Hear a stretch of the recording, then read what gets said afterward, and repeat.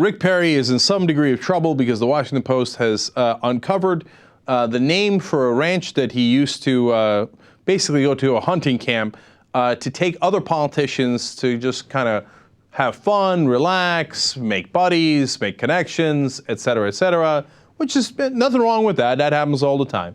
Just the problem is the name of the camp. And for the purposes of the story, I've got to tell you what it is. It was apparently called Niggerhead. And that's not just something that it was called in passing and somebody says it was called that and somebody else says it wasn't. No, it was on a giant rock in giant letters. And it was there for decades. And the Washington Post talked to over 24 people who had seen it. And some of them said, you know, I can't believe that he had it on there for so long. And we thought, boy, that's going to cause him political trouble one day.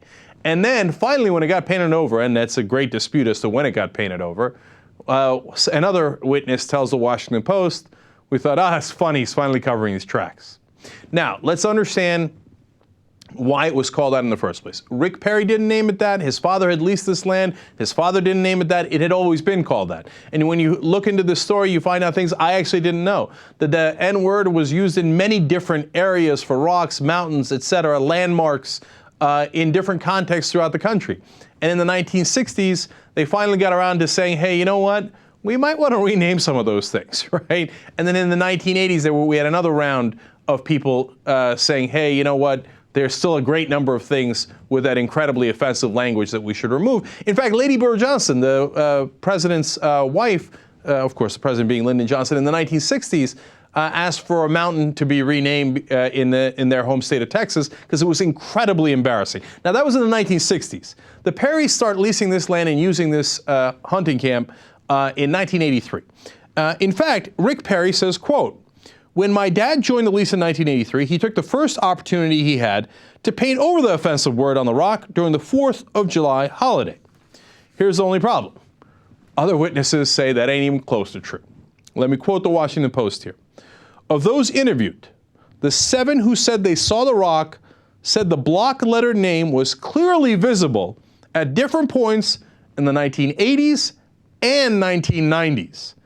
One former worker on the ranch believes he saw it as recently as 2008. So somewhere between the 90s and 2008, they finally realized, hey, calling something Niggerhead is not a good idea. And they finally moved the rock so that those words didn't face the visitors as they first came in, and they painted over with white paint. And one of the witnesses say that you could still see clearly the words, and you saw the white paint dripping off of it, that it was loosely painted over. Okay, so now, look, as I explained, he's not the one who wrote it, but as you see that for decades, you're going hunting there dozens of times in the 80s and the 90s, you would imagine that at some point it would have bothered you, that you might have wanted to paint over it a little earlier. And by the way, him saying that they painted it in 1983, according to all the witnesses, isn't remotely true, as you just saw, right? So to what degree you hold him accountable for that is a good question, but those are the facts.